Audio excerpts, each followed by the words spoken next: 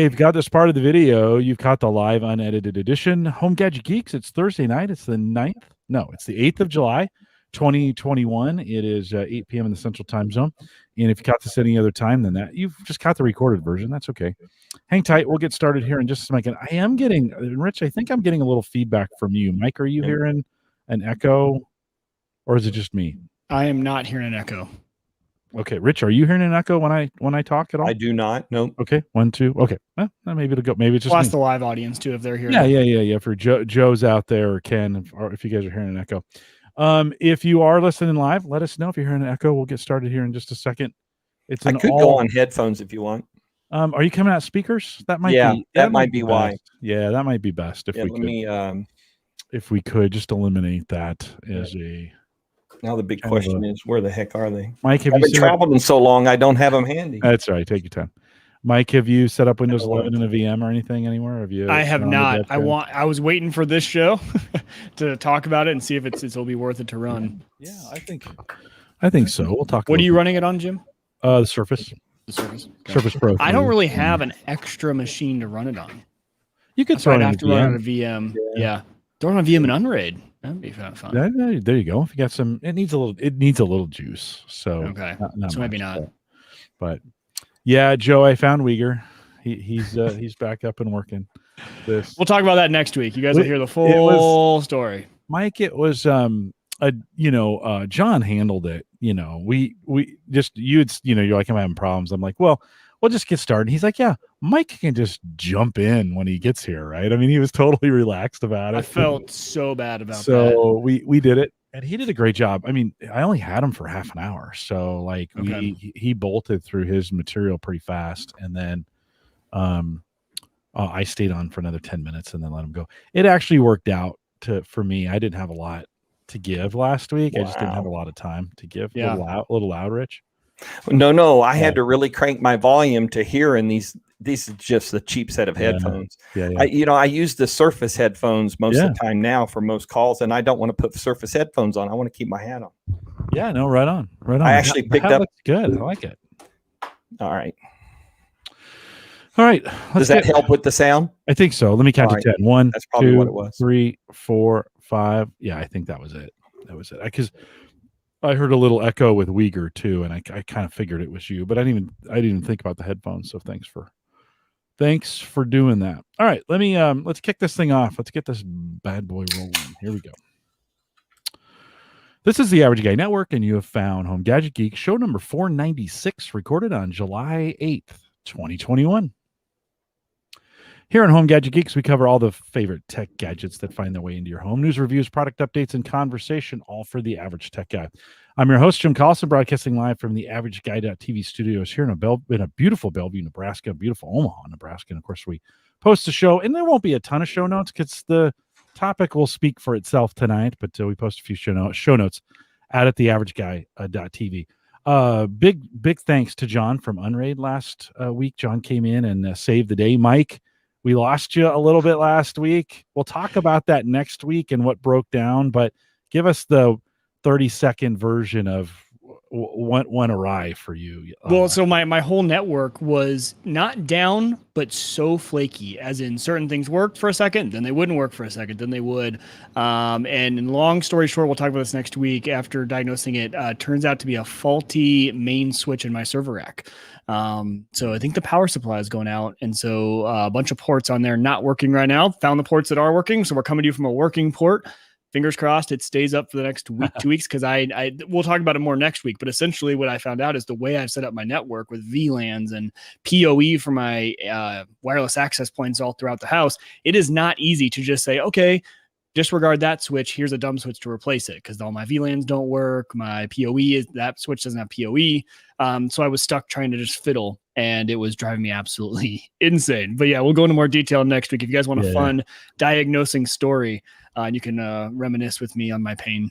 Yeah, and I'm going to bring up the question, like, do we need all these layers? I think that's what we need to talk about. So that's just the complexity that we have put ourselves through. It's great and it's so much fun, but when it goes wrong, it goes wrong. I know, it goes horrible. And we'll talk about how I was a little fortuitous with some of my other decisions that I've talked to you guys about that I made before last week that kind of made that pain a little bit easier to bear because I wasn't reliant on as many services self-hosted as I was before. Well, big thanks to John. He filled in for you, Mike. He was like, and he did a great job. We just had him for about 35 minutes. And so, John, thanks for coming on from Unraid and doing what he does. Tonight, we've got Rich Hay. Rich Hay is back after a year hiatus, we'll call it. You just took a sabbatical as well. Rich, you got to be well rested. Welcome back to Home Gadget Geeks. It's good to be back. Thanks. Good to have you. What so Windows Observer is still, you're still posting out there? WindowsObserver.com still cranking. That site is now 26 years old, I think. I don't think it'll go anywhere. I am doing a little more writing on there because I can do some consumer-based writing now that I'm purely focused on enterprise IT at IT Pro Today. So when we talked last week and we said, hey, let's do, you want to talk Windows 11. And I actually did my first podcast on Sunday in 6 months. Wow. Everybody knows that follows Faith, Tech, and Space that I've kind of been in and out over the last couple of years because of my schoolwork and my studies and stuff toward the diaconate.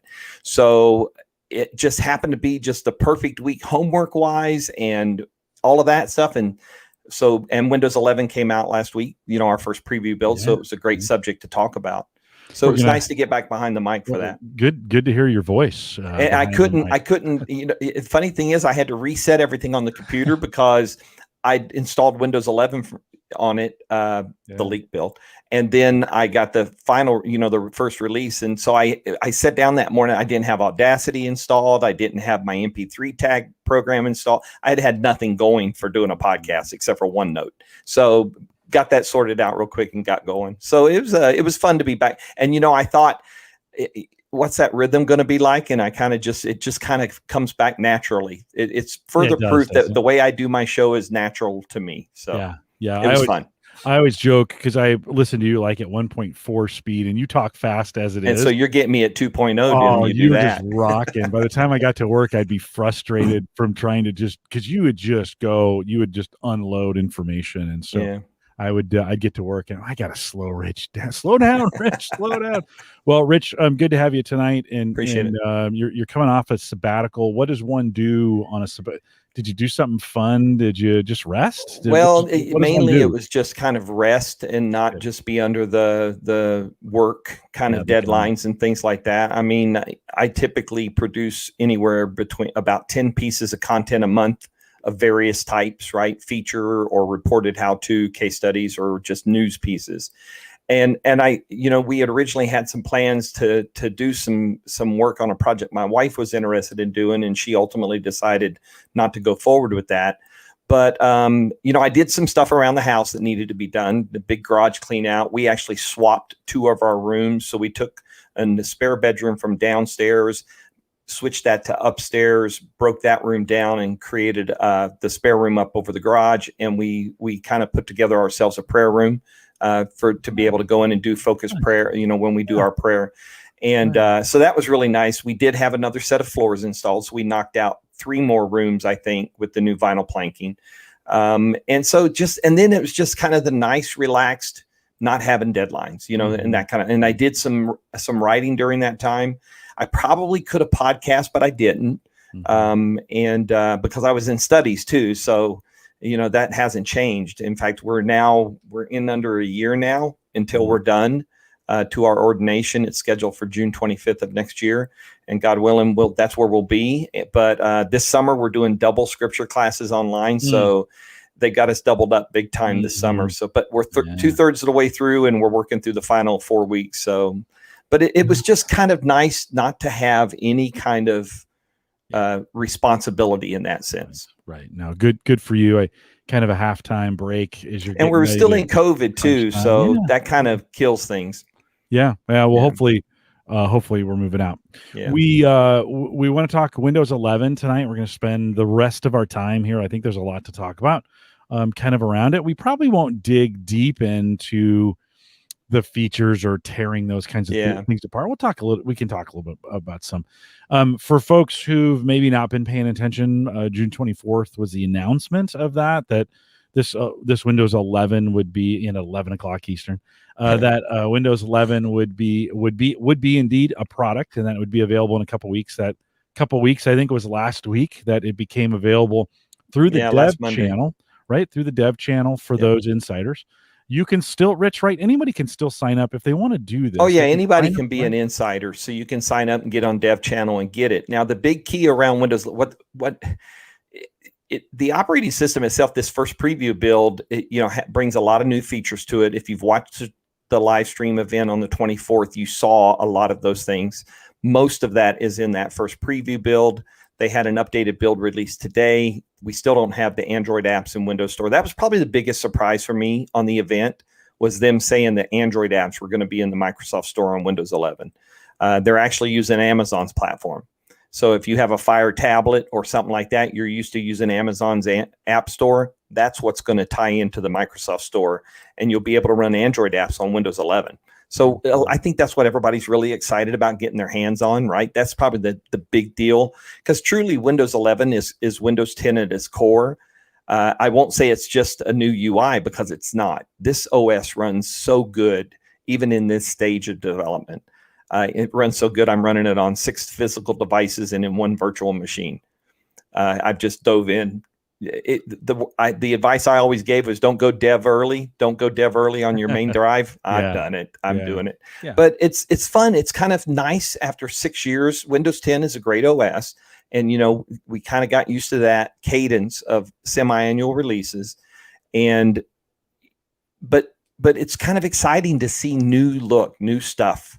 And there are some very visual changes with Windows 11. And everybody has their opinions on that, and that's fine. There's still some inconsistencies in Windows 11, right? There's still some stuff that doesn't take on the dark theme, some of its legacy stuff that's probably going to go away, but they have made a lot of strides in working on this that get rid of some of that stuff, the Windows 10, especially UI work. So it's pretty impressive at this point. Like I said, I'm running on my main desktop since 28th of June, and I've not yet had a crash. I've had a couple Explorer lockups, but other than that, I've been doing my day-to-day work on it, and without any major issues. Well, that's impressive. I agree, especially now. Granted, it's the first public developer build. Right. They've been flighting internal builds probably for quite a few months at Microsoft, but in fact, they definitely have been flighting insider builds, because the leaked build was an insider build, but it was incomplete. But I'm running it on Surface Go, the original Surface Go, and it actually handles it. Now, Surface Go does not meet the requirements that Microsoft published, but it's running it. I've got a mini PC box that I got about a year and a half ago. That's a really good Celeron kind of 8th gen processor, runs it very well. And I've got it on my main desk. I built a computer during COVID, during pandemic lockdown last year. So I built myself a new main desktop.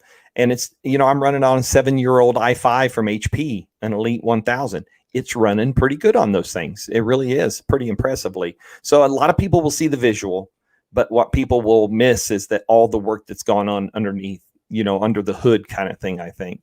But this is going to be a good upgrade. I think it's great. The biggest controversy is probably around specs, right? But here's the funny part of specs. Did you know that Windows 10 was using the same specifications that was required for Windows 7? 12-year-old specs, right? At this point in time. And all they've done is bumped up, it's no longer going to run on 32-bit CPUs. It's going to be a 64-bit OS pure. What's the dual core? So you can't be on a single core anymore. It's got to be on a dual core. Memory, I think the memory is still 8 and the storage is 64, those minimums. Processor generations are probably the biggest discussion point, right? Because they initially published 8th gen or higher, but it will run on some 7. In fact, they've now opened up the dev channel for you to install on most any system. Before, it was going to be grandfathered and you needed to be, in order to get in. But so far, it seems like they're stepping back from the specifications cliff, and they're going to pay attention to dev builds and see how things go. Well, that's super impressive that you're saying it could be on the main machine, because that was going to be, my overall question for tonight was, this PC that I'm talking to you guys on is really, now that especially that I'm not working from home anymore, it's my gaming PC. So I play some video games, not critical for me. I play like every once in a blue moon. I mainly use it as a ham radio rig. So I run some ham radio control software that controls some of my radios, do some digital modes.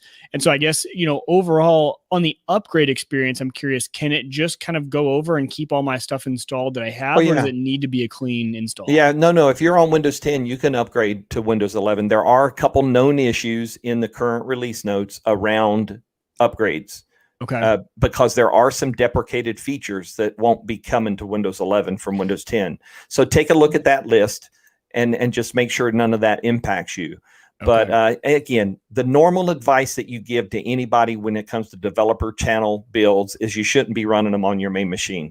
But I think the excitement around Windows 11, I did the same thing with Windows 10. When we started getting builds for Windows 10, I jumped in early. And I game on this machine, and I got two main games, Microsoft Flight Simulator and Forza Horizon 4. And both work great running under Windows, because again, the core structure of this OS is Windows 10. But there's obviously been some optimizations done and things like that. And obviously the UI is the big difference. Well, that's what on the deprecation side that you just mentioned, the one I saw that really surprised me, and maybe I read it wrong, was Cortana. Is that no longer? Well, Cortana has kind of been on her way out of Windows 10 even. Okay. You can still turn on Cortana and you can still log in with your account, but Cortana has really made the move towards the enterprise. It's mainly, and even at the enterprise level, it's not quote unquote Cortana per se. So they kind of made a move away from that. Okay, so I had missed that boat on like it being on its way out. So that was surprising to me. I mean, I've never used it, so It's been on this machine. But I figured there had to be some users out there who really enjoyed it. But interesting. Okay. Yeah. So you're the type of, you could run it on a main machine. You're that type of user. What happened was when the leaked build came out, and I followed the Reddit, right? The Reddit Windows 10 subreddit. And so many people wanted to jump on it and try it and get it and everything. And then after the 28th, I'd love to know the numbers. I'd love to know how many people installed it. They're not going to release that info, but it would be cool to know how many people jumped on it when it came out in dev last week.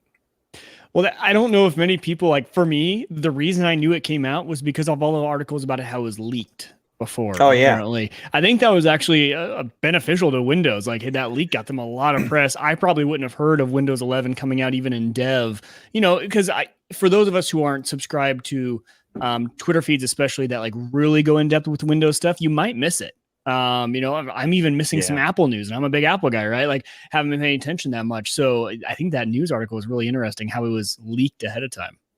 I tell you what's interesting about that leak, because I live in social media, that came out, everybody was writing about it, talking about it and stuff like that. And the Windows Twitter account, the official Windows Twitter account, made a tweet and said, "We know what you're seeing is just the start. We've got more for you on the 24th of June." Never would you see Microsoft on an official manner talk about a leaked build. Yeah. And they did.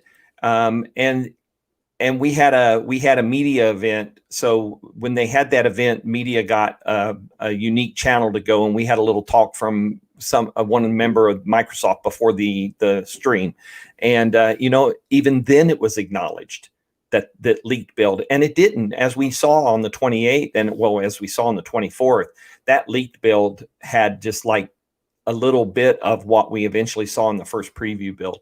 Here's the other interesting thing, right? We got a new build today. What are we used to when it comes to insider builds and insider testing in the dev channel are build to build updates, right? So you install a completely new build that migrates all your data, programs, apps, settings over. It looks like Windows 11 is going to be updated via cumulative updates. Today's was a cumulative update that updated the build to the new release, not a build to build. So it eliminates a lot of risk, right? Because when you're migrating that much data, you got to worry about disk space. You got to worry about all kinds of stuff. And people run into problems with that. It's a big headache in the insider program. People go and build to build on gear that doesn't have this, that can't support the space. And so today, seeing that release as a cumulative update looks like that's going to be their norm. That kind of works for them very well. They got the core OS down, and the cumulative update, just like they do monthly updates, allow them to take care of the OS. And in fact, they shipped a fix in today's build for that print spooler malware thing that's going on. So a pretty fast update today too. I mean, it was quick, very quick. I installed it when I got home, and it was done in, I don't know, 15 minutes maybe. Yeah, very quick. So let's for clarification purposes for folks listening. So if you're going to join the Insider program, which is not really a program, anybody can do it, but yeah, if you go into the settings on the desktop there, you can get to the, there's an Insider channel section in there, and then go on the dev build. That'll really work. You can put that on any PC you have. So if you want to run it, I'm running it on a Surface Pro 3. That's a 4th gen Core i3. Yeah, that technically is a device that doesn't meet their initial specs. Wouldn't. No, and it kind of lacks some hard drive space too. Yeah. But for dev, they're letting it run. Now we still don't really know final specs. That's right. They've released this 8th gen. They've been hinting about 7th gen. So there's that. So if you want to run it now and you got any equipment, you just want to mess around with it, poke it around, run anything you can get. You installed it on a go, which is super surprising, right? That works, right? But it does. Let's talk about the 800-pound gorilla in the room, though. The TPM is what's caused. Oh yeah, those kind of things. Yeah, well, I mean, it's kind of a real thing, and that it is. No, very much so. What? Yeah. How do you feel? So this was one of the other specs that they are going to require, or at least it's so. Prior to Windows 11 coming out in preview builds, TPM minimum standard was 1.2, right? And that's been around for a while. Turns out OEMs have been required to provide 2.0 TPM on their chipset since 2015 or so. So most people with a device that's 5 or 6 years old is going to have this. What we found out, I actually went online and researched for this computer I built last year, does not have a TPM chip on the board. It's a gaming motherboard, so it's not built for one. But so I went searching for one on Newegg before everything fired off. These things have tripled and quadrupled in value in the third-party market, by the way. But most people won't need that, right? So if your machine's around 5 years old or newer, if you go into your BIOS and if you're running Intel, I think it's called PTT or something like that. Or if you're running an AMD chip, it's called f TPM. And that will actually give you TPM 2.0 from your CPU. And it works with Windows 11. So it helps you meet that requirement. Like Jim said, you can install dev even though you don't meet these minimums. But Microsoft is trying to move the needle on here is security. And granted, their big focus tends to be enterprise and enterprise security. We see that as they kind of worked Windows 10 through the years. But all of this will introduce a higher level of security even for consumers eventually. And again, the bump in the specs is minimal when you really look at it in the scheme of things. But we do have a lot of folks, not everybody's like us that, I like to run the latest and the greatest stuff, right? So I built myself a new machine last year because my old desktop was just not cutting it anymore. And it allows Microsoft to implement better security, which will ultimately provide better security for an individual system and across the board, not only to consumers, but to the enterprise as well. So, and TPM is about, it will help you with BitLocker so encrypting your hard drive, and it holds the keys so that your hard drive can be decrypted when you boot up. But if it was to be taken out of that system and away from that key, it can't be accessed. So it's protection of data. July 28th, 2016 is that date that was mandated. Oh, that was the date. Okay, 2016. 2016. That's so that's 5 years ago. Yeah, 5 years ago, mandated that TPM 2.0 be in on all systems. New hardware going forward, right? And so I'm sure there were some before that were doing that. If you probably have a high-end motherboard from 2014 or 2015, you could check that. Probably. It may be 2.0 already. Laptop built in that generation, probably going to have it on there. So, although to be honest, hardware's lasted, Rich, longer. Oh no, I agree. Right. I mean, I'm running some 2013 gear and some 2012 gear that still runs pretty well. Now, I'm going to be honest. I'm not going to put Windows 11 on those things. Yeah, no. Windows 10 is going to be good for another 4 years. Yeah, and I think maybe even a little longer than that. So, who knows? Yeah, right. I mean, I think it's going to be one of those things, and I'm not banking on it, but actually, by that time, some of that equipment will be 15 years old. It will be time to roll it on. Yep. You know, for a lot of other reasons. Yes. Let alone the new requirements for Windows 11. Yeah. What's interesting is I just went into Windows Insider Program in the settings, right? I was like, okay, well, let's see, we'll get this teed up for after the podcast. And so this is a new PC that I built a year ago. It says that it doesn't meet the minimum hardware requirements. I'm like, I wonder how. It's really interesting. All right, so do this. Do Windows key R to get to the run command, and run tpm.msc.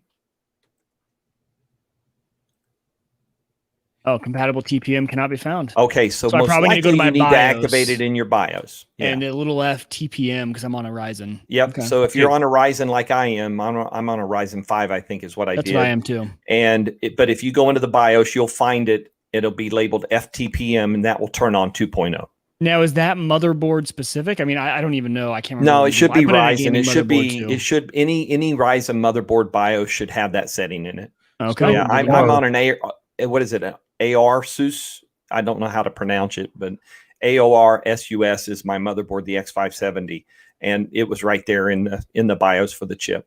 Okay. Our friends at Think Computers, so Ryan and Bob, have actually done a video that show you how in all the different BIOS. Oh, perfect! Nice. How to do this. So they just great. Put that out. Okay. That's perfect. Earlier today, I think, or yesterday, they put that out. And I got to tell you, there's been some really good content. There's a guy on Twitter that it works in security. He's one of the senior program manager at Microsoft in security. It's like Wizzle Microsoft or something like that. It's a really weird handle, but he has also written some content about these new spec stuff, trying to explain to people the why.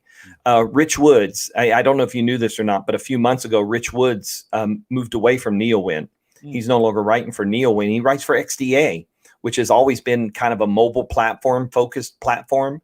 And he's now their managing editor for their PC part of the site. They just started building, and he's written a really good kind of, hey, yeah, the specs are out there, but this isn't a whole lot to get wrapped around. And he kind of tries to put out this take on things that kind of just take a deep breath. We're not there yet to this being mandatory. Well, and let's be honest, Rich, right now, there isn't a lot of reason to jump. Like, when you look at Windows 11, it's okay. It has a little bit of a UI change where the taskbar icons go to the center. There's some refreshed in the sys tray. There's some refreshed. Yep.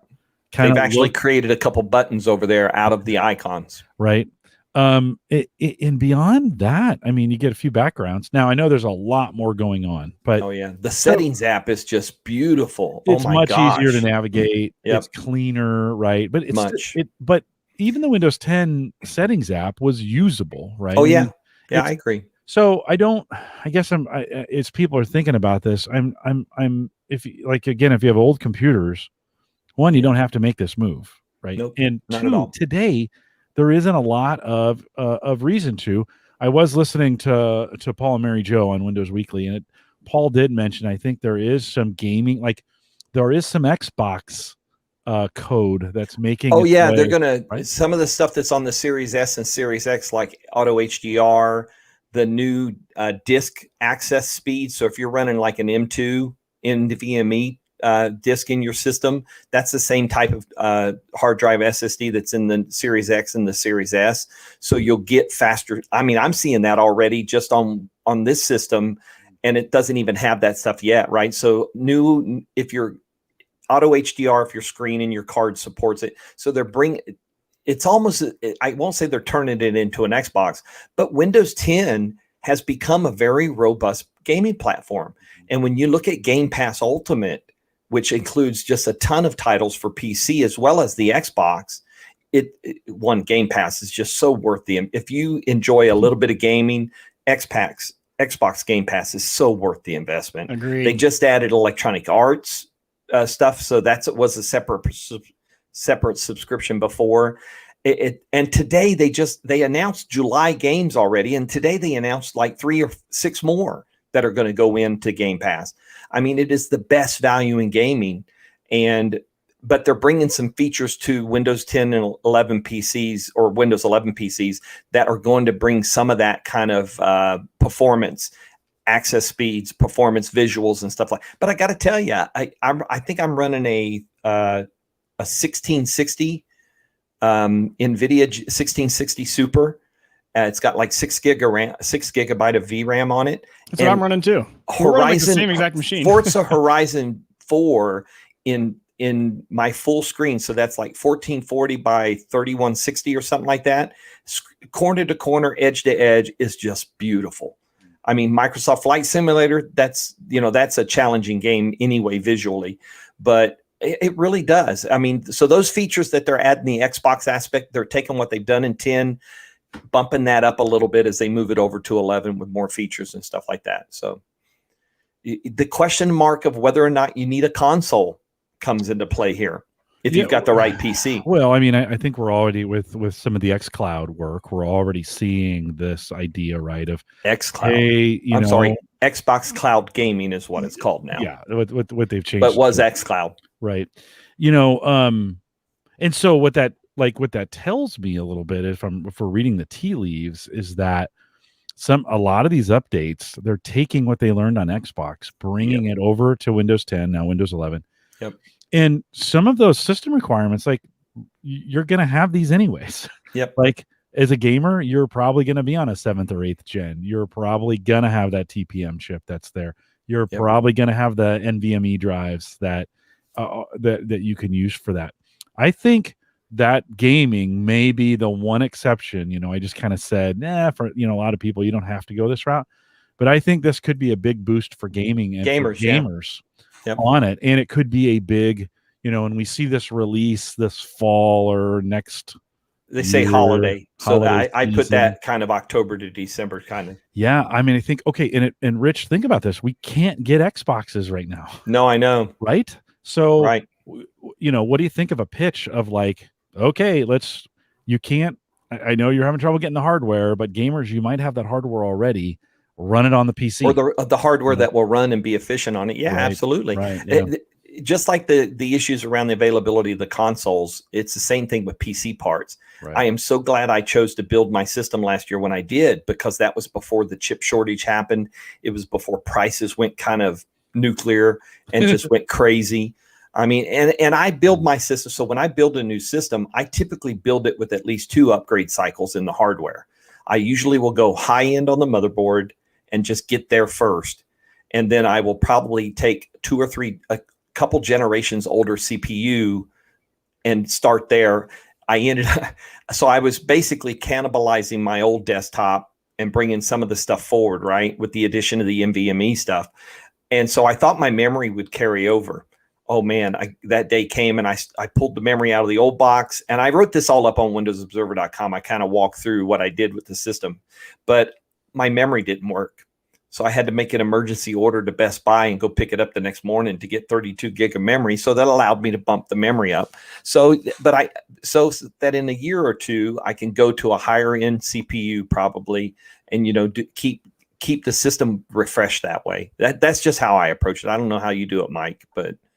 Yeah, I'm pretty much the same way. And actually, my plan on this is I'm concerned that my Unraid box, that is an old CPU and motherboard. So I'm going to be cannibalizing. Probably my next purchase will be upgrading this machine, but actually taking a lot of these pieces and putting them and making that Unraid box upgraded. I don't really need more power in this thing, but I do the same sort of thing, especially with like power supplies and things like that. And especially with how good AMD has been with using the same socket over the last few years, I could really upgrade my processor and get a lot of bang for the buck. And usually I'll roll my GPU into the Unraid box. So that's what I did. My 1060 is in the Unraid box, and it's mining / transcoding for Plex when it needs to. And then the 1660 was the upgrade. So I do the same sort of thing, but actually it goes from PC to Unraid home server. Yeah, no, that makes sense. And mine usually goes to my wife's box. Yeah. Although I haven't upgraded her box. We just discovered in about 8 years. So She's been working on a Surface Laptop 3, right, in her craft room. She's writing a book about her El Camino journey, and so she hasn't been on her desktop for like months. And so she came in here the other day and kind of just sat down waiting for me and was browsing the web on her computer, and we were talking. She goes, "Something's really wrong with this computer." I was like, "Yeah, it's 8 years old. You've been on a Surface Laptop 3 that's a year and a half old." Right. Microsoft did send me the Surface Laptop 4, the nice big 15-inch AMD Ryzen with the Microsoft Surface AMD chip in it. Beautiful, beautiful screen. They sent it to me so I could run Windows 11 on the latest, quote unquote, the latest gear. Yeah. But it loves new hardware. I see that on my main desktop. Yeah, it really does. Yeah. I just doing some inventory around the Collison house. I don't have a CPU that's newer than a 4th gen. So like I'm out, so to speak. Like right. Here's the deal, right? I think the insider builds are going to pretty much work forever. So if, I think, well, no, they do have expirations. No, but if you stay on the program, Rich. Oh yeah, no, you're right. Yeah, and you can. Now they have the levels. They used to have a big, medium, and small, or too soft, too hard, just right, whatever it was, right? Now they've got this dev and then like a preview, dev, beta, and release preview. Preview. And you can kind of be, if you're in the dev, you're definitely getting the most recent all the time. Yep. I got both those updates. If you're in that, what's the middle one? Beta.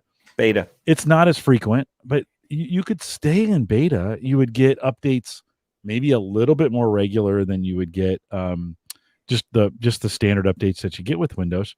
And you could probably, regardless of your if they decide to lock this down to, I mean, I think they're definitely going to make TPM a line in the sand.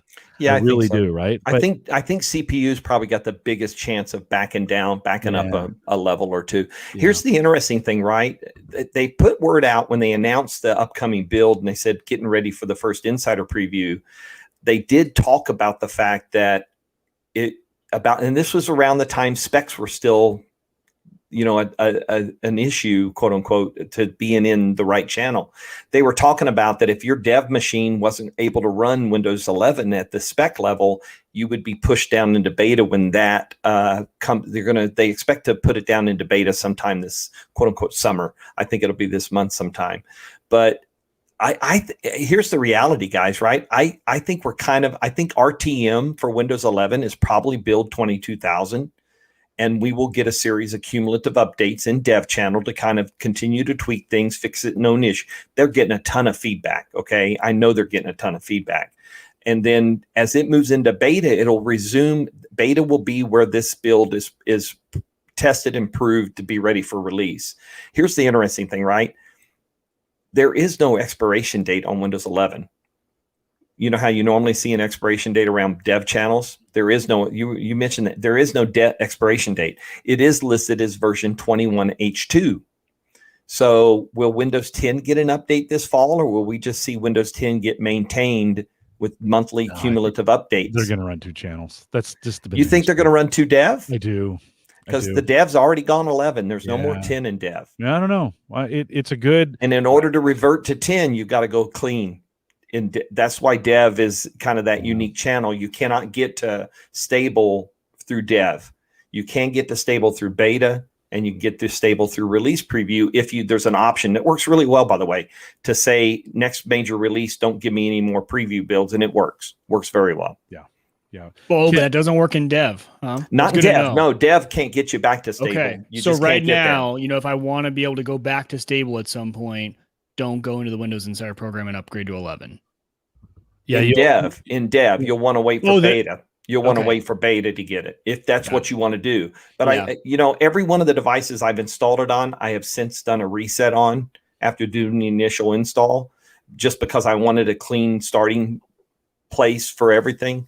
And that works just like it always has. So you can do a reset and get clean. And then I just, I know it's a pain to set things back up, and I'm one of those weird guys. I like things to match on every device. So muscle memory works as much as possible. Right.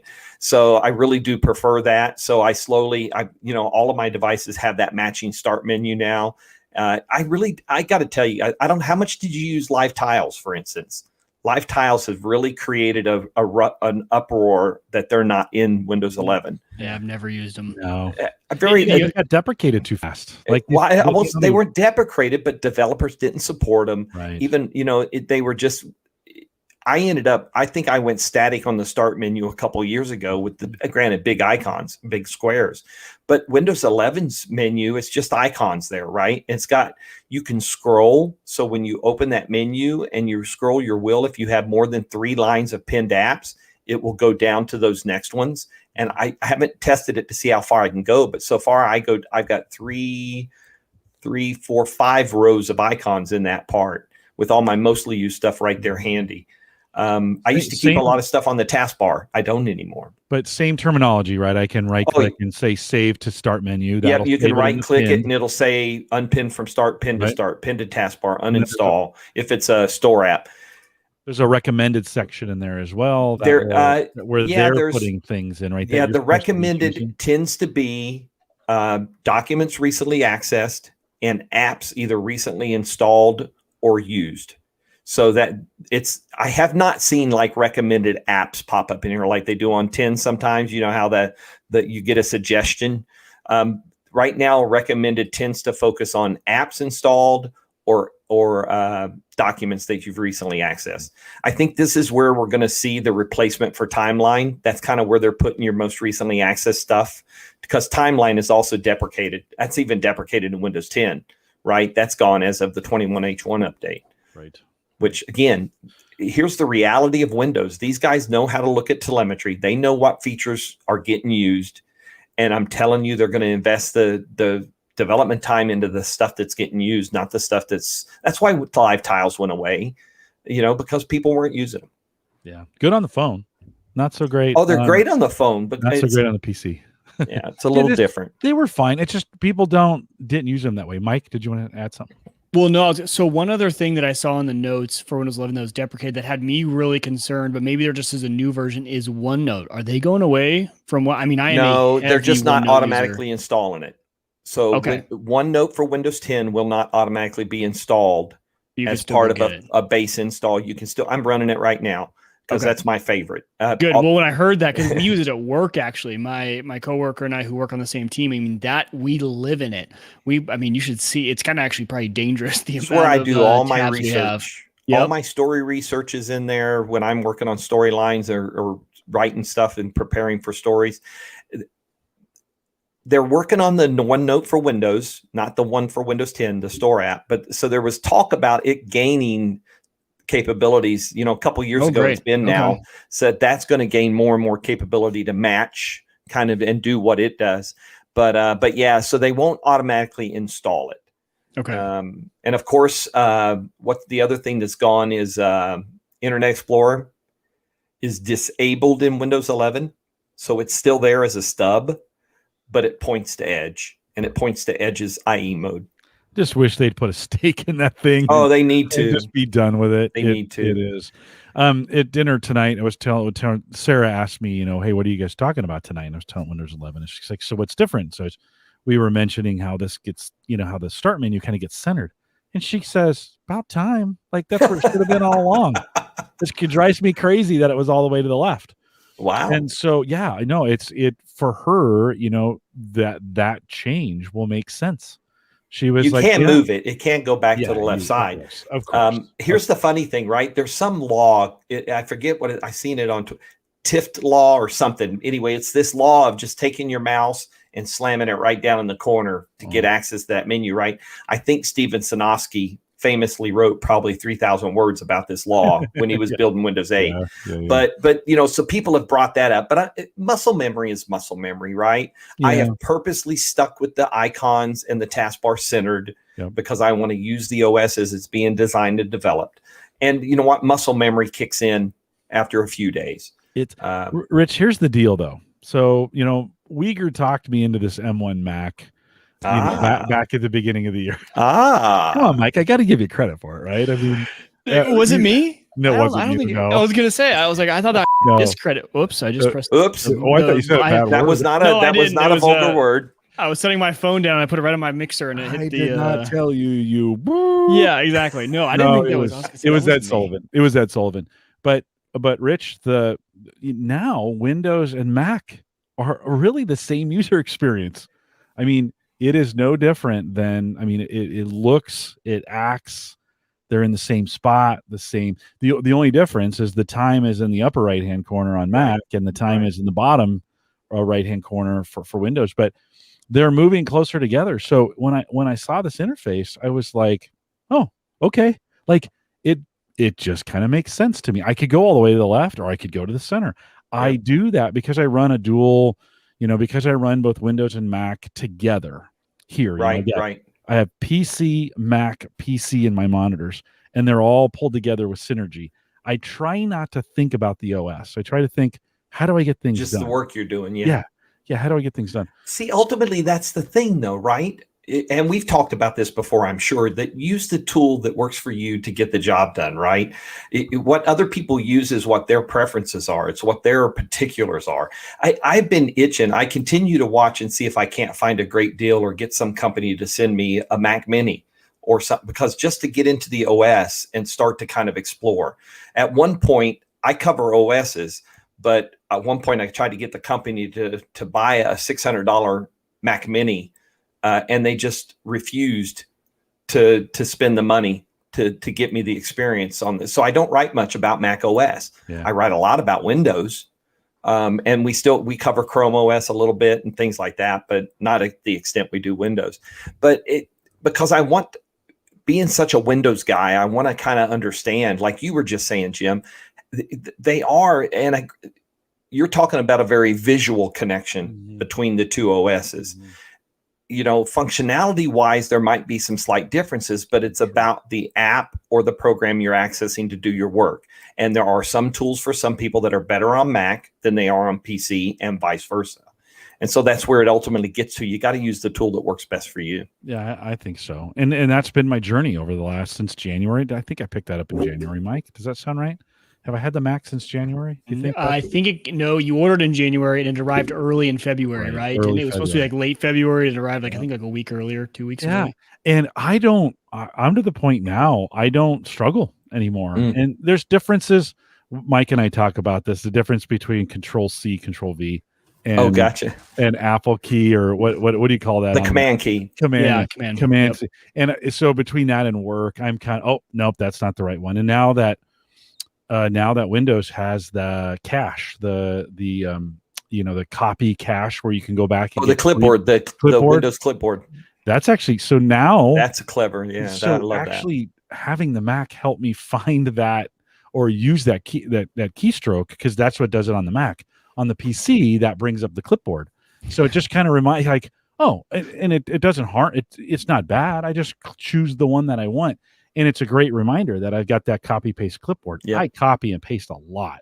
Yeah. And so for the things I do, I'm codes at work or people's information or email addresses that we're updating, copy and paste that all the time. So that's become a really important feature for me. And so this has been like, okay, this is kind of cool. Two new features, I think, though, for most people want to think about.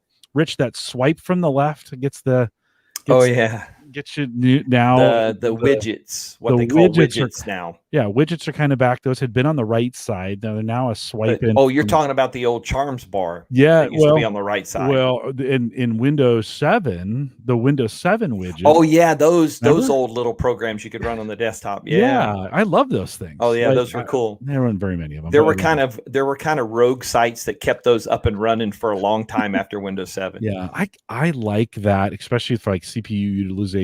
And on the Mac, I forget the name of the, I bought what's it called, iStatistica, that gives me all that information with a single click. I can get to it. I love I love those widgets because I could get a single click access to some of those things. What do you think about now? It's got all that crappy news in it, but yeah. What do you think about that swipe in from the left? I think this, if you're on a pure touch device, by the way, you can actually get that to go full screen. Okay. So tablet mode is gone in Windows 11. There is no longer a button over in the notification center to turn on tablet mode. Right. However, they did show this a little bit in the event, and they show they are really working to just make touch a part of the OS now. They showed this clip of where you detach the screen and automatically the taskbar icons spread out a little bit to make bigger touch targets. They showed that the widget bar, which will come if you click on the widget icon on the taskbar, it comes up on the left side of the screen. But I've not tried this on touch device. I need to try this, but as I understand it, on a touch device, you swipe in from the left. There you go. And you get, now if you swipe one more time, I think that will go full screen from the left. So double swipe twice. That's hard to do backwards. Yeah, I gotcha. But did that take it full screen? Or do you maybe have to grab it and drag? I can't remember. Let's That reminds me honestly of iPad. A lot of like the notification center and things like that, like from iPad, and like that left of pane view I've never really fully utilized. My wife actually for work just got an iPad Pro. The college provided it to her. And so I've actually been playing around with that, and just because I've never had an iPad Pro. But that look right there reminded me a lot of what I've seen from that. Not working for me, Rich, but that doesn't. We'll do it. There was something they showed that. So if you swipe in from the left, you get that. No, swipe. Come on. I know there's a way that from the right now brings in your notification center, right? That's correct. So, it opens the notification center. Notification and calendar. I'm not a real fan of that calendar always being there. I'd love to be able to toggle that off. I've done some feedback on that. But yeah, so the old charms bar swipe from the right will bring in notification center or a calendar. Swipe in from the left brings in the widgets. And I know there's a way that it goes big, but I now I'm going to have to go find out because that's going to drive me nuts. So they're doing things to help with touch just as a part of the operating system, as opposed to this tablet mode. Well, there was that idea that, okay, when it's docked, I want to use it like a desktop. As soon as I undock it, flip it to that tablet mode. But it was jarring and it never worked. Oh yeah, it never worked consistently. Then later on, they're like, okay, we'll give you the option to switch that thing around. Yeah. And you could do that, but then I would always need the touch targets in different spots. So I'd be flipping it in and out of tablet mode. And I was like, this is dumb. Yeah. No, and now it's more natural to where when it senses that you're going into touch mode, it just kind of transitions. It just makes that possible. Yeah. The widgets, it's kind of like Edge, right? On the new Edge, when you set up your landing page, your start page, when you open a new tab, I'm so glad there's an option to turn all that content off, and keep that simple. I'm not a big fan of that. I've been through kind of setting up things on the widgets, and they're growing some widgets. There's going to be widgets. Oops, wrong button. Widgets are going to be third party. So third party developers will be able to build widgets to go in here. I assume they'll be distributed through the store, because the store is going to distribute everything now. I mean, not only Android apps, but also Win32 apps, UWP apps, whatever form of Windows development is used to create an app, it's going to be in the store now, in this new store. It will no longer be tied to just kind of one package. However you package your app will be able to be done in the store, and it will be accessible to people. Right now, I think they have widgets for calendar, to-do, traffic, weather, photos, stock watch list, esports, tips, and I said calendar. So right now, it's very limited with what they have. Now, there's an option to manage your news and interest. I don't see this connecting well right now. I go in and I change things, and it doesn't seem to do anything. I still seem to get, for the longest time on widgets, I kept changing the widget to NFL, right? The sport one. And it kept changing back to NBA. One time it showed me NBA and it showed me football teams. So that's back end kind of stuff, but now it's finally stuck. I've actually got NFL showing for more than one day now. So there's a lot of potential there. Would I love to be able to say, only show me my widgets. Don't show me all those news stories. Yes. I think that should be an option like it is on Edge. Right? Give me the option to turn that content off. And I will tell you what, I'll use widgets left, right, and center for certain things, kind of like what we did back in Windows 7. I think there's a lot of potential there as compared to live tiles. Yeah. Not a fan of it. Still not a fan of it for the tablet. like of the Windows 11 for the tablet. Gotcha. Even with the changes, touch targets are still too small. Using a desktop operating system as a tablet, it's just never been good. Yeah. It's what hampered the original tablets back in 2003 because they didn't have the Windows. RT. The old Windows phones that tried to go that route. Remember the old 3.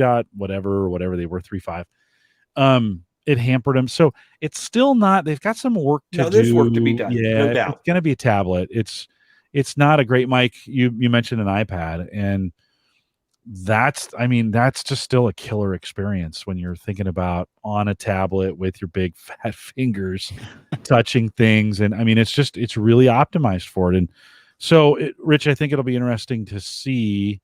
And Apple doesn't have to cross that barrier. They don't have to cross a touch barrier on the MacBook, for instance, right? Because they have stuck with this idea of not putting a touchscreen there. Correct, and adamant about not putting and very adamant. But when you go to their tablets that are built for touch, you obviously see the results of that work. It would be interesting to see how they might. Could they cross that barrier if they wanted to eventually put a touchscreen on a Mac? I don't know if they will. I don't know. I mean, they kind of got their ecosystem is well connected, right? So especially now with the latest version of the Mac OS, with the access to the App Store and stuff like that. But it'll be interesting to see if they ever make that move. Microsoft has been working in that world since Windows 7 days, very rudimentary, right? Early touch stuff. In the Windows 7 days, Windows 8.8 and 8.1, we know where that went, right? It went too far to the touch world. And then 8.1 brought that back a little bit. 7 initially, or 10 initially, was going to look like, oh my good. And, so Microsoft still lives in a world of a complex between touch and UI. Well, their best touch OS was Windows Phone. I mean, it was really good. But it was built for phone. I mean, unfortunately, you don't translate that to a desktop. No, but that could have been blown out. I mean, they could have, if they really wanted to follow Apple's lead on this and be Apple. That's Sinosky, wanted to be Apple in those days. They would have taken taken the phone OS and blown that out to tablet size and made that thing. Oh, and made the tap for the tablets. Yeah. I mean, that could have translated to that old Surface RT. I know. It totally could have. I still have that here somewhere. Totally could have. So that would have been a good move. I still don't know. There had to be politics behind that, right? Maybe. In those days that for that thing to die, because it was a really good OS. It did a lot of good things. And talk about live tiles. It did live tiles right. Yeah. I mean, that was one of those things that I've still got my Nokia phone in the drawer that I fire up from time to time and go, oh, this was so good. Yeah. Why didn't this get any farther?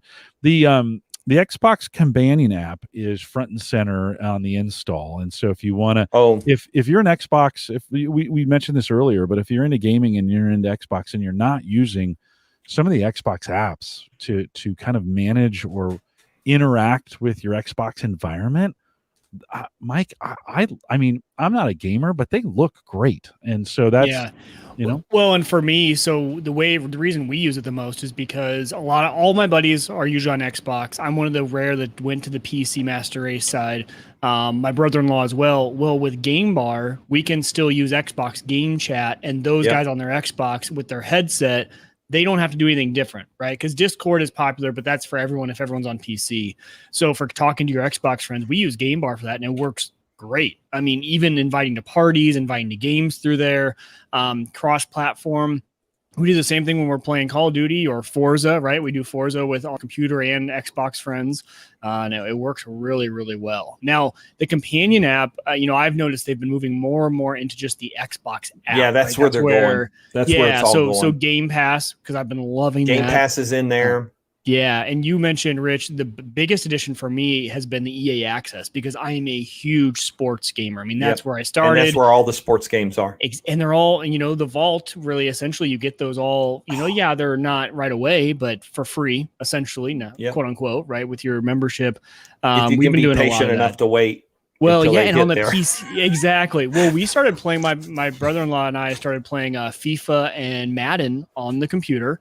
Now, there's a lot of things that could be better, right? They still tell me everything. Even though I'm playing with a controller, it still tells me all the controls in keyboard language, even though I am playing with the controller. So, I mean, there's a few things that still need to work out, but working really well on the EA side, even some of the early ones that got ported over to PC.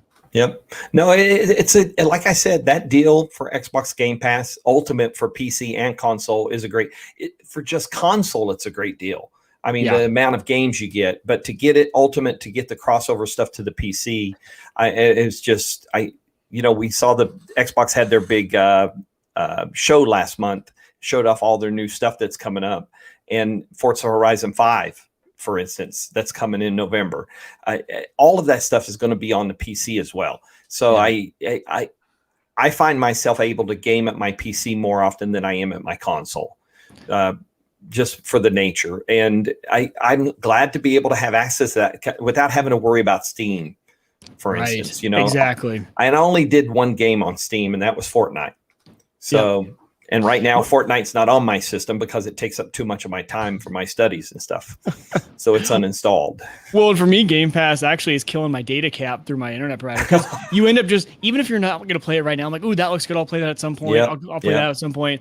All of a sudden, I've downloaded 300 gigs. I try to now do all those downloads the last couple of days of the month, looking at my cap is, because I have 1 terabyte, 1.2 actually I have. So I typically use about half of it.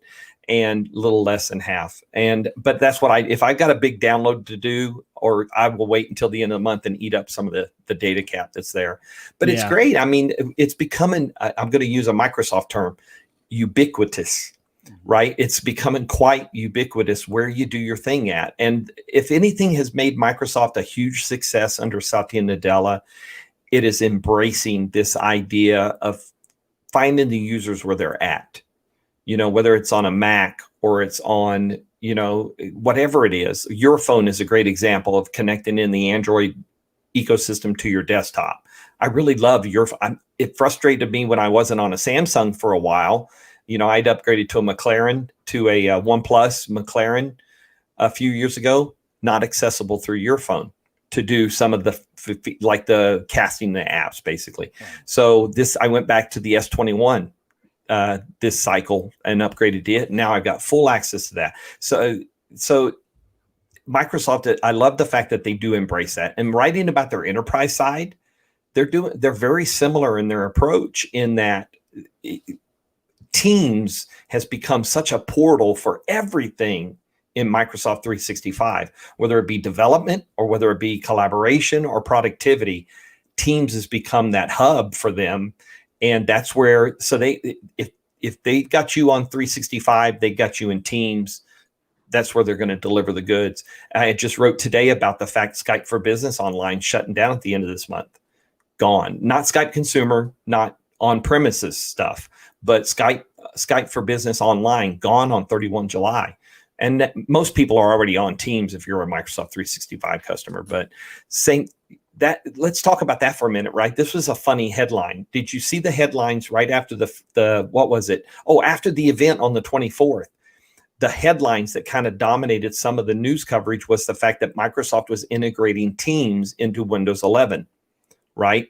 They showed it off. They showed a chat, and they showed an integrated ability to share your screen and a mute button on the taskbar, right? A master mute button. So if you needed to mute all of a sudden.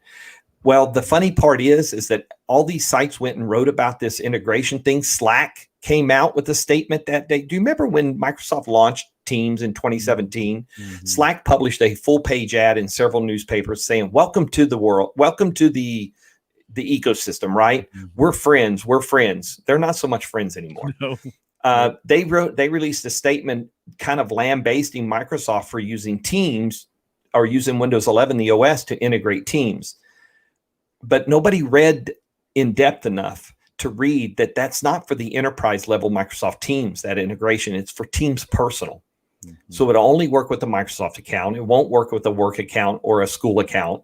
It only works with the personal Microsoft account. And all these headlines, big stories being written by companies saying, kind of backing up Slack's statement about this. And nobody understood the reality of what they were doing. It's just funny.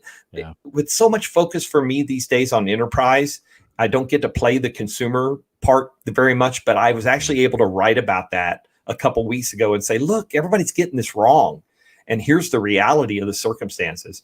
I mean, it's just funny to see the reactions, right? That's probably been the most fun of everything from the leak to the event and to the first preview build release is watching the react, especially on Reddit, guys. Reddit is the place to go if you want to truly kind of see how the day-to-day Joe likes or doesn't like something.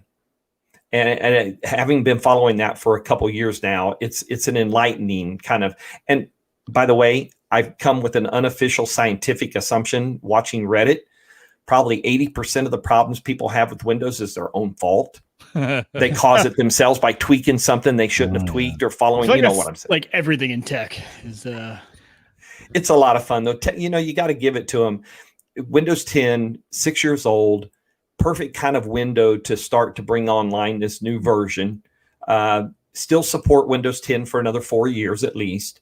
And then that kind of Windows 11, whereas opposed to Windows 7 closing down and the introduction of Windows 10, there wasn't as much of a crossover, if I remember right. So they were pushing really, really hard for people to get off 7 and get on 10. Remember all the craziness about it used to pop up a little thing in the system tray that says, get Windows 10 or get Windows X or something like that. You know, they took a lot of heat for how hard they pushed. I suspect we're going to see a different approach to encouraging people to upgrade, especially with the potential spec change, especially with this 4-year overlap between the two OSs coming out.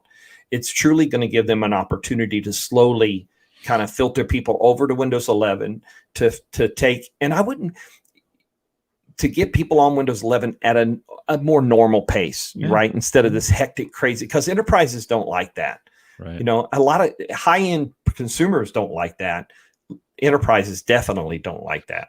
So, well, I think they should take a clue from what happened, and if they really want to roll it out, just leak the final version and say it's a leaked. Oh, this is a leaked build. Oh, people were looking for that thing everywhere. Oh my, man. yeah, that would they get everybody on it. Mike, did you want to add any? You look like you wanted to. No, sorry. Nope. No, you looked intent. I was like, I want to make sure you get in here. Rich, one more feature before we kind of wrap our thoughts on Windows 11 here. I do like, and this was available before, it's always been there, but I do like the ability to kind of generate new desktops. Oh, you don't like that, huh? Oh no, I love it. Love it. Yeah. Love it. I wrote a big piece a few months ago about virtual in Windows 10, they're called virtual desktops, which is a bit of a misnomer. It is. They're actually just new canvases, new space to run apps in and programs. In Windows 11, they're called just desktops. Mm-hmm. And you have the ability to name them. And you got this in Windows 10 too. And in fact, in the preview builds in Windows 10, they gave you the ability to change the wallpaper on each one as well. And so you can change the name, you can change the wallpaper, and they persist between restarts. So if you set up 3 desktops, when you reboot, they're still there. The only issue I have around desktops, and I've made this known to them, I wrote about it, and I also talked to one of the PMs, is that we don't have any ability to configure these desktops. If I have a work desktop, I know what apps I'm opening on that desktop. I'm opening Teams. I'm opening Office in the browser so I can have Outlook. Because by the way, guys, Office in the browser or Outlook in the browser, these are terrific. I mean, my work email on my main machine, I do through the browser. Mm-hmm. So office.com, the ability to open Teams. And that's what I want open when I open that desktop, right? So I'd love to be able to save that configuration. Yeah. Same thing with my personal desktop. I almost automatically, the first 2 things I open on my personal desktop is Twitter. And these days I'm using a program out of the Windows Store called Feed Labs for my RSS feeds. Unfortunately, next-gen NG Reader, which was, I think, one of the early Feedly adopters. They were in their kind of, remember when Google Reader went away? Feedly was that first kind of platform that came in behind Google Reader. Well, next-gen Reader for Windows 10 was built in partnership. They were one of their early partners. Anyway, unfortunately, NG Reader is not being supported anymore. It doesn't look like it's getting updates. A lot of things breaking. So I had to go looking for a new RSS feed. And I used Feedly in the browser as a PWA for a while, but FeedLab in the Windows Store, in the Microsoft Store, is actually quite good. Has a lot of features in it, sharing and things of that nature. So anyway, so that's what I open. I open up Twitter, I open up Feed Labs, and I go through my RSS feeds and I look at social media. I'd love for that to be kind of a default configuration for my personal desktop, and have another one for my work. I have another desktop where I run my virtual machines just so I don't get confused. So this is the one thing that this feature is lacking. They've made it, you still have the ability to kind of flip back and forth between apps open on any desktop and thing. There's a setting that you can either look at everything open or what's open on your current view, your current desktop.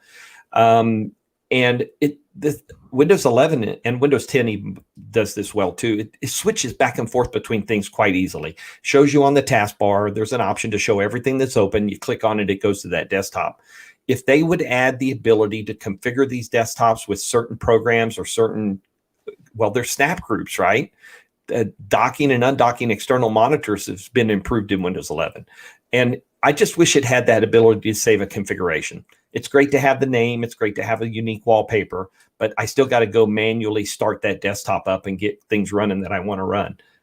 So hopefully, I don't know. I put it in the feedback hub. I've written about it. I gave a link to that to one of the program managers. Yep.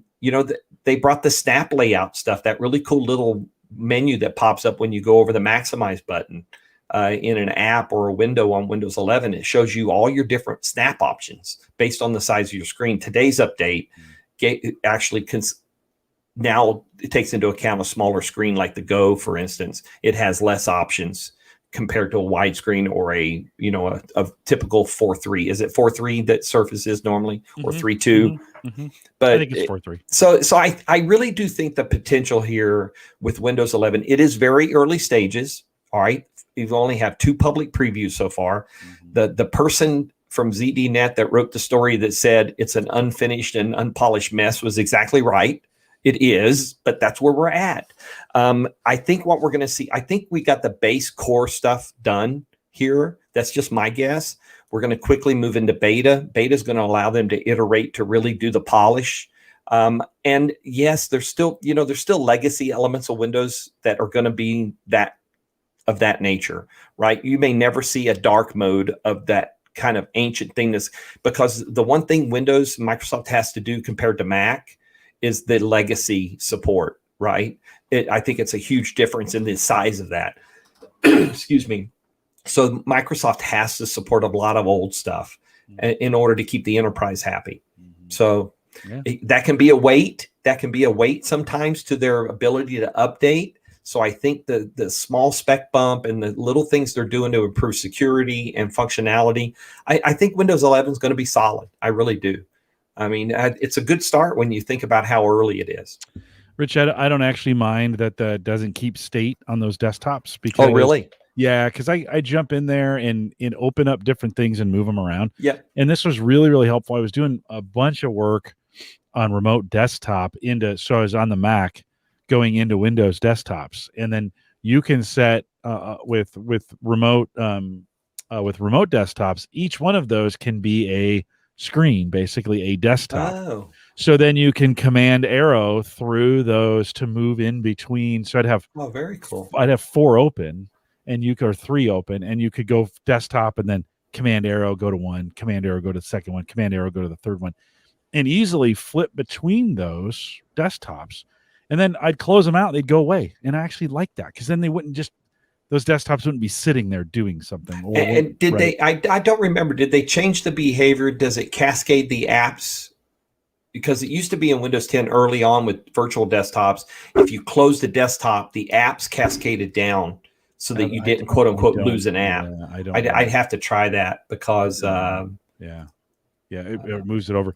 It was super helpful on the Mac, and I think now I overcome that with just pure monitor space.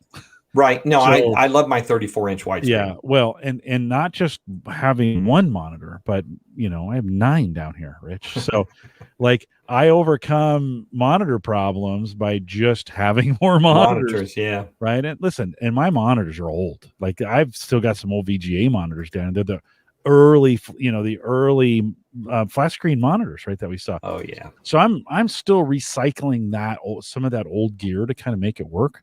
But I like physical monitor space. I do like times having it virtual. And I think we're seeing some early versions. This version and the Windows 10 version aren't all that different, but how you get to them is a lot easier. And so it is one of those things, because it has kind of and I guess I could have done this in Windows 10, but because it's front and center on the taskbar right now, I'm more inclined to just click on that and then quickly switch between desktops if that's what I no, I'm right there with you. The button on the taskbar really does make it more accessible. Because before you had to hit Windows key tab, and they were up at the top of the screen and I just tested, and they do, if you delete the desktop, they cascade down. If you just close them out, deleting the desktop cascades any open programs down. So now I have to rebuild my virtual machine and my work desktops, but that's easy.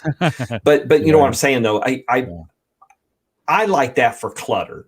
I just find it easier to kind of focus in on what I'm doing to get away from the clutter with those. But again, it's handy for a lot of different reasons. Yeah, no, for sure. Mike, any other thoughts, questions on Windows 11 as we kind of bring this one in for a landing?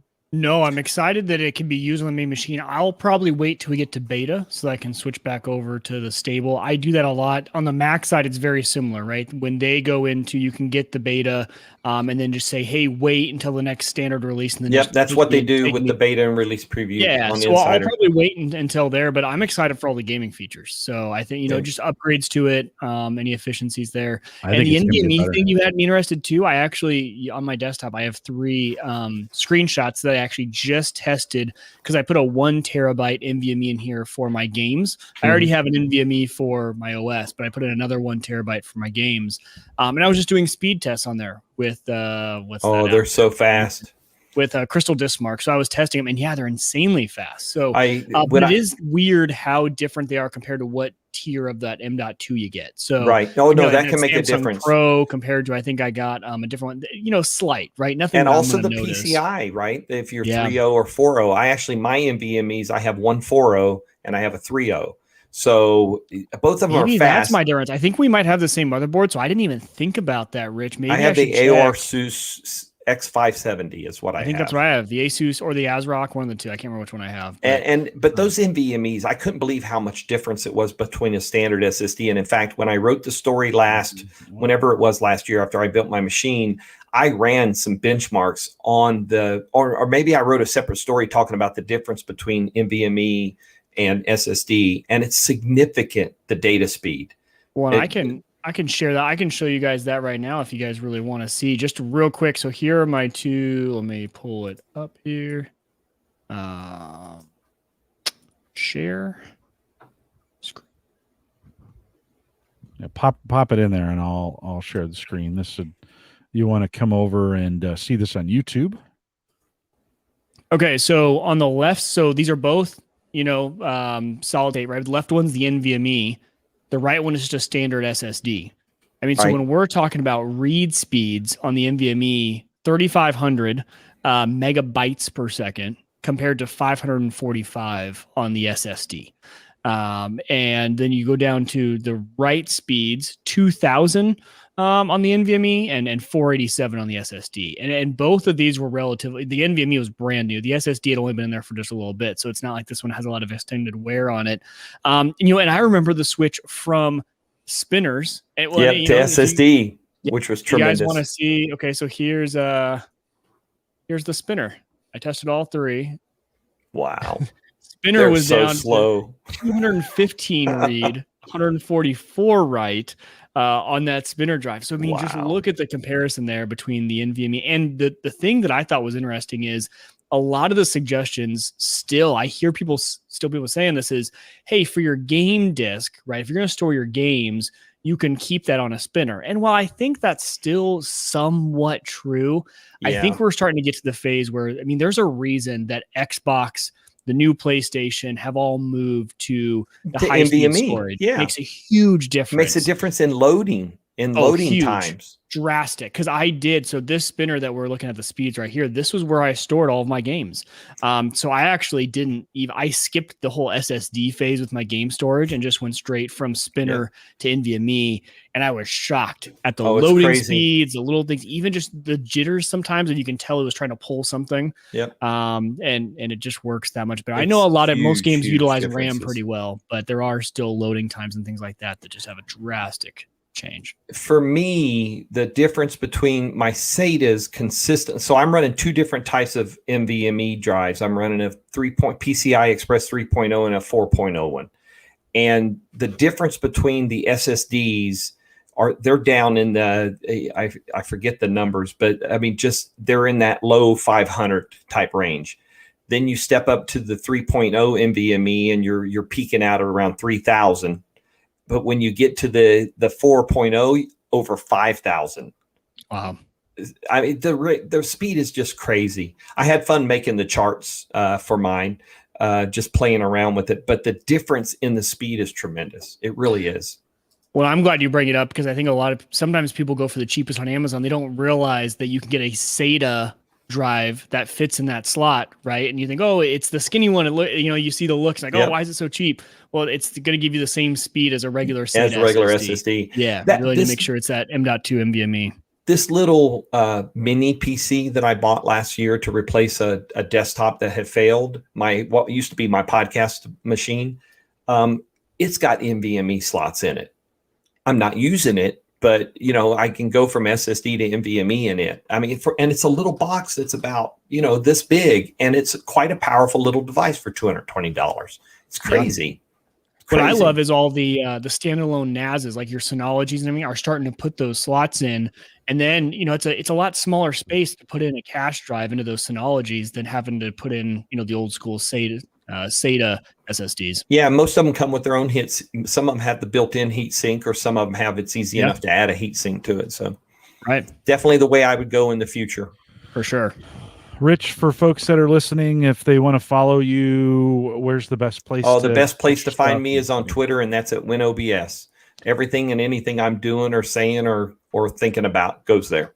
All right. And then as you think about what's ahead for you coming up for the rest of the year, what are you looking forward to? Well, continuing with this Windows 11 stuff, like I said, I think we know the base of what 11 is going to be. There's still missing some announced stuff like the Teams personal integration and the Android apps. I think that's the biggest. Android apps in the store is going to be interesting to see how that works. So obviously we're going to continue testing Windows 11 through the summer and fall, and that's going to kind of draw a lot of the air in the room moving forward. I mean, everybody's having fun with it right now, and we're getting our share of. I watched one author go from "How dare you, Microsoft, tell me I have to upgrade my machine to upgrade to Windows 11" in a 4-day period to going, "I give in. I want the new machine. I want Windows 11." So it's crazy to have seen these journeys by people, and so obviously the interesting story about Windows 11 is going to be what eventually kind of comes out of the spec stuff. Where are they going to take that? I honestly believe 2.0 is going to stick. I think that's an easy one to stick with, right? Because devices for the last 5 years have had it. Mm-hmm. And I'll be honest with you, if you're running a 5-year or older machine, in a lot of circumstances, you might not be taking advantage of new technology like solid state drives or potentially NVMe drives or even more advanced CPU stuff. So Windows 11 is what the big thing is to watch. On a personal level, I've got 3 more online classes left after we finish this semester, our 2 scripture classes.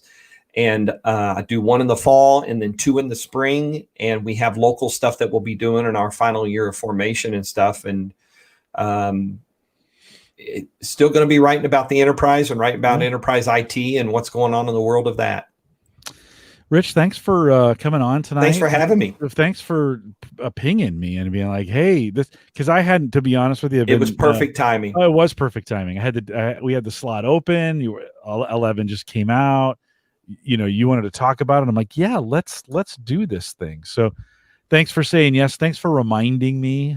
Like, hey, it's been a year, right? We could come on and talk about Windows 11. So thanks for doing that. So I can't believe it had been a year though. I went back looking at our DMs to see when it was, and it was last May. It was May. I just got awarded my 12th MVP award on July 1st. In Windows and Devices for IT. Yeah, good. And then I think it's my 6th or 7th on the insider side. But yeah, I guess I should have led with that in the beginning of the show, that you're a big deal MVP. Oh, I'm not a big deal. So I apologize for that. But Rich, we always appreciate your expertise. Mike and I will wrap this up. We'll save you the boring wrap up stuff, but thanks for coming. All right. Thanks, guys. Appreciate you having me on. Hey, talk to you later. Peace, everybody. Stay healthy, my friend. Thanks. All right. You bet. Take care. How do I leave? Just close out the browser. There we go. That's the awkward. Have you noticed in the business meetings, everybody waves to each other now. I know. Kind of standard, like, okay, well, we're going to wrap this up a few minutes early. Thanks, everybody. And everybody's like, you see everybody, oh, that did some weird color. Weird autofocus.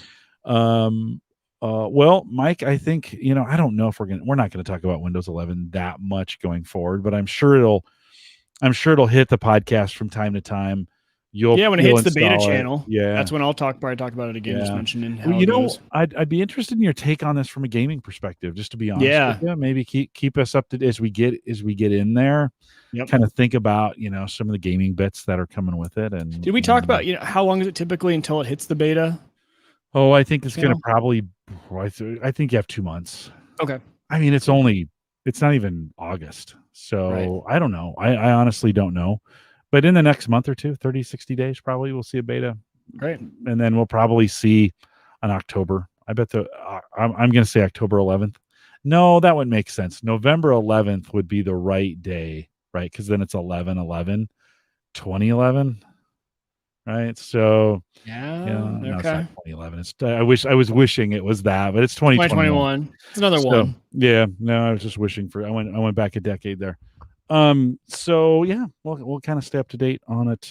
Next week, we'll spend a little time going through the disaster some lessons learned. On lessons that learned for sure. And actually, as we were talking about Windows 11, I think my laptop, I have a Core i5 Ultrabook from, I want to say it's maybe 2016. That probably is maybe the only one that can do the real upgrade when we get there. So we'll have to see.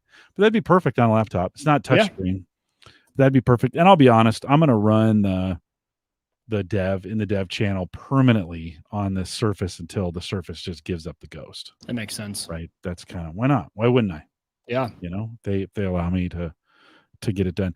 That did remind me we should probably get Ryan and Bob from Think Computers back on. Lots of things with this have changed, and maybe even some of the gaming space, some of the hardware shortages, some of those kinds of things. I'll reach out to those two guys and get it back on. Mike, anything else you want to add before we wrap it? No. This thing always has me on the trigger finger of like, do I just go to dev? Do I not? So we should stop talking about it before. Why wouldn't you go to dev? Well, only because to get out, you can't get back out of dev to stable, right? And okay, so like I am in a weird situation. Every other computer device in my house, I can go clean slate so easy because everything's in the cloud. With this machine, all my ham radio software is from like really small developers on a website, and to install it and to get all my settings back would just be a pain. Only because of all the ham radio software. No, everything else you could get back downloaded. Good thinking. That's good thinking. That's really good thinking. So yeah, think through it. You don't have to. It'd be better. I'll be honest. It'd be better in a VM for you to get. That's what I might play around with. So, well, a couple reminders on our way out here. One, big thanks to Christian over at Maple Grove Partners. Get secure, reliable, high-speed hosting from people that you know and you trust. Of course, Christian will do that for you if you need any kind of hosting. He specializes in WordPress, but if you need any other kind of hosting, Christian specializes in everything. Let's be really clear about that. So maplegrovepartners.com, plan start. It's $10 a month, and he can get you going kind of there. Mike, I looked the other day. I think we're on year 4 of HelloFresh. Like, you guys are still doing it, huh? Oh yeah, we came out of every week. We were going to switch over to like doing our own thing. That's always been the plan. Like, like once you got enough recipe cards, right? And I remember you've been saying that. It's just that goes back to my pre-show DIY conversation. Like, I don't want to make my own boxes. Let them I'll just work extra hard so that I can just pay for those, because it's super convenient to have just all the right, measurements, tear the bag, put it in. You're not measuring things. It's just so easy. So if you haven't checked out HelloFresh in a while, I think you can go to theaverageguy.tv/HelloFresh, or just ping me, Jim at theaverageguy.tv.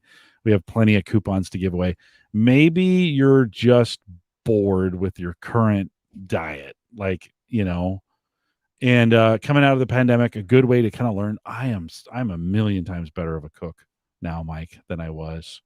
I'm also a better cigar smoker. So but that tells you what I've been doing during it. So we are live every Thursday, 8 p.m. Central, 9 Eastern, out here at theaverageguy.tv/live. Mike and I next week, we're going to do some catch up. So we've had guests on for a while now, and some various things going on. Time for Mike and I to catch up. If you want to jump in, if you're listening live, or you're listening the week after we publish this, go to homegadgetgeeks.com and leave us a message. That'd be kind of great to maybe answer a few questions or give us some feedback on Windows 11 or what you like or what you hate. We take all that stuff. So head out there, homegadgetgeeks.com. Do me a favor. I usually get a notification, but if you do leave a message, just shoot me an email. It says, hey, I left you a message. Just kind of a nice reminder to go out and check those things. We are live every Thursday, 8 p.m. Central, 9 Eastern, out here at theaverageguy.tv/live. We're coming up, Mike, on show 500.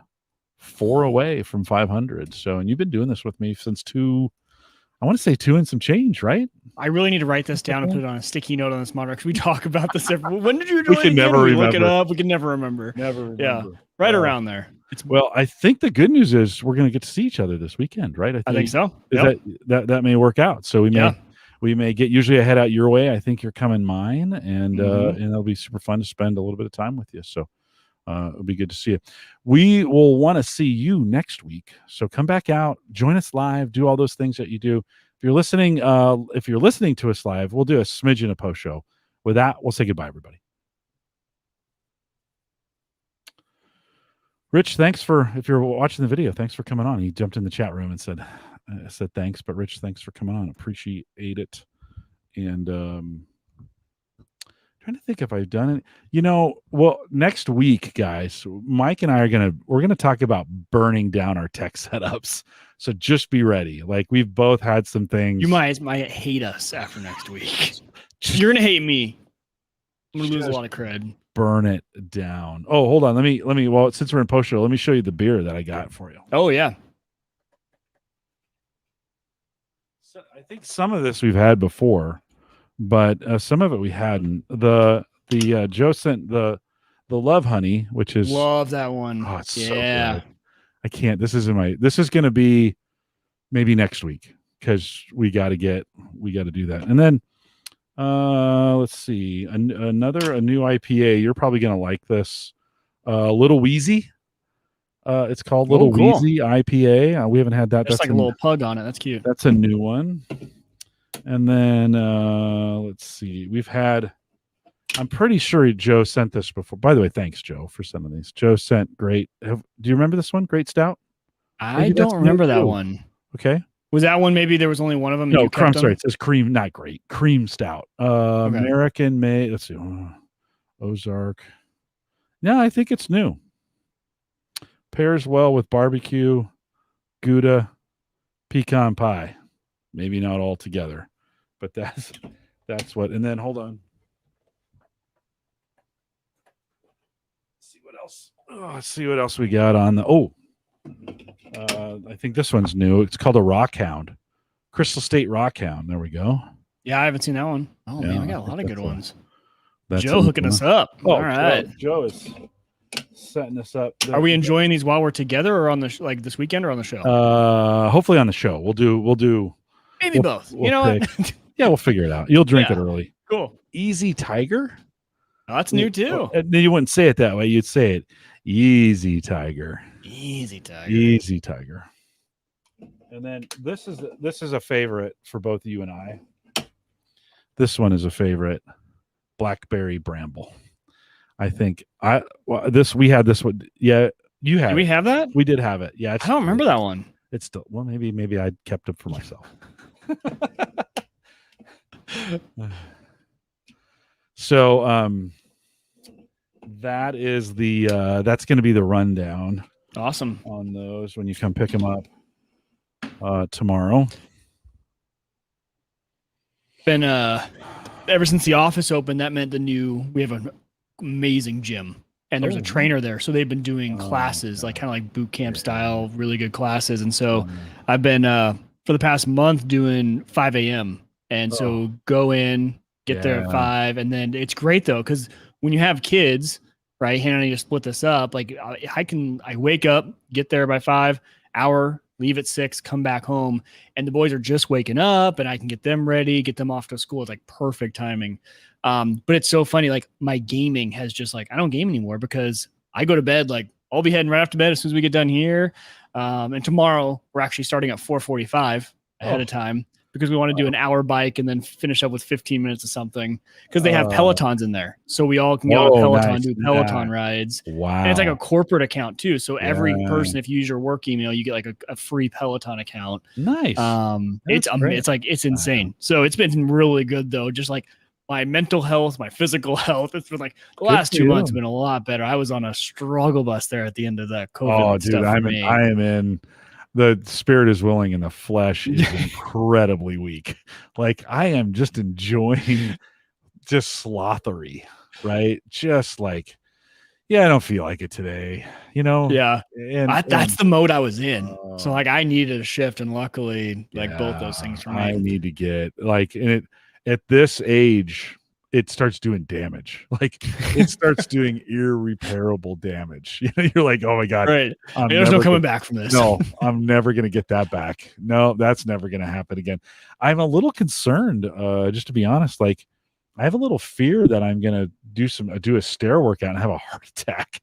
Really? My bacon encrusted heart, it's just kind of like, make sure you're keeping up on that. Well, no, right on. I mean, got the watch on it, and I'll just be careful. And I got to ease. I mean, I got to ease into this. A year ago, I was coming off of maybe the best shape I'd been in my life, and then it just was this slow 1 year slide downhill to, and I eat pretty well, so it's not like it's bad, but not that bad, but it's still bad. And, it's like the other day I was trying to tie my shoes and I lost my breath, and I'm like, oh, okay, that's got to change. Like this cannot. I was sitting in the dentist chair yesterday getting a tooth fixed, and I was having trouble kind of keeping, breathing through my nose. And I was like, oh, okay, this isn't gonna, I am way out of shape. Like I'm going to need to. So I got that new treadmill that needs to get actually used. That has been sitting there. Oh yeah, I forgot about that. And I got that treadly too. Set up all the tech gear. It's got a screen. Like the second I put the tech on that stuff, I quit using it. And I'm like, oh, like, you know why? Because it's like now I got to go. Like, okay, I got to get on my phone, get in the app, set up the thing. It was easier when it was just get on it and walk. So I got to break that barrier. I think I'm going to start doing 15-minute walks. So I'll do 4 15-minute walks a day plus some weights just to start getting back. Like just to start getting it back. Like I need to just kind of ease back into this thing. So I got some gentlemen. Oh, and Joe says he got a new a treadmill as well. So good for you, Joe. Yeah, he's got to get a new treadmill. Oh, yeah. Get one. Get that treadly. It's $800. It's $850. It's a super great deal. We used it a bunch when we first got it, like everybody else does, and then we kind of quit, and we just need to get back to it. It's just there's no reason I shouldn't be. I just need. Here's what I'm going to go old school. I'm going to take a piece of paper and I'm going to write down treadmill, treadmill, treadmill, treadmill. And those means 15-minute walks. And during the day, I just check them off. Like, and that's what works for me. Right. And, I had corks I had wine corks, and I had 10 of them, and I'd line them up in the morning, and I had to do 10 sets of push-ups throughout the day. And each time I do that, I put the cork in the can, in the coffee mug. It's this one right here. That worked for a while. And then I hurt my wrists, so I can't do push-ups. So I got to figure out something else to kind of do, maybe pull-ups or something. I don't know. I gotta get it figured. Mike, good for you for getting up, getting out. Well, because I'm the opposite of you, Jim. Like I'm that, I could never do that style of like doing it every so often throughout the day. And so in the morning, it's great because I'm the type like the rest of the day, I'm like, I don't need to move at all because I got my hour in of super hard stuff. And as long as I'm doing that, then I'm because my job's so sedimentary, right? And so it's like one of those where I get it done in the morning. I'm like, oh, sweet. I love my evening. I love cooking dinner now, and I don't want to lose that. So I don't. That's me. I don't like losing my evenings either. I can't wake up in the mornings right now. Eventually maybe that's the solution is to get up a little bit earlier. But I get up early and I don't feel like working out then. Where I feel like working out is at lunch. Like so taking a quick lunch and working out, I think is going to probably be the right thing going forward. I think that's the most popular too. Because like our nooner, so our 5 a.m. class, there's 5 of us that show up every morning. Our nooner, so at noon, they do another, same class. And there's like 30 people in there, down there over their lunch hour doing that class. And so I think that's probably obviously the more popular. Well, and to be honest, I just I need my lunchtime to just I just go sit. I listen to my podcast and I don't need sweat dripping workouts right now. I just need movement. Right. So I need something. So for the next couple months, I just need to get the body moving again in normal, whether it's walking or just some light weights, some of those things just to kind of wake it back up again. And then I can get back to the Peloton sweating, yelling at the instructor, go, those kinds of things. I could eventually get back to that, but I just gotta kind of ease into it. So, well, hopefully guys, if you're listening, hopefully you're doing something good for yourself, as well. And I got the Preach It, from Rich. So thanks for, Rich, thanks for coming out tonight. If you're still listening, appreciate that. We will see you guys next week. We're burning down our tech stacks. Maybe we're now just a barbecue show. Yeah, that's right. That's a big announcement for next week. Speaking of barbecue, who's more excited about that meter than me? Sarah. She every time somebody you can even use it in the oven. That's the best part. She's like, yeah, Jim's got this new meter. Have you seen the meter? And then she starts talking temperature on the inside, ambient temperature on the outside, and Bluetooth, and blah, blah, blah, blah. I'm like, man, maybe I should have you on Call the Coach to talk. On Home Gadget Geeks to talk about that. So, guys, we'll see you next week. Take care. Hang tight for me, Mike.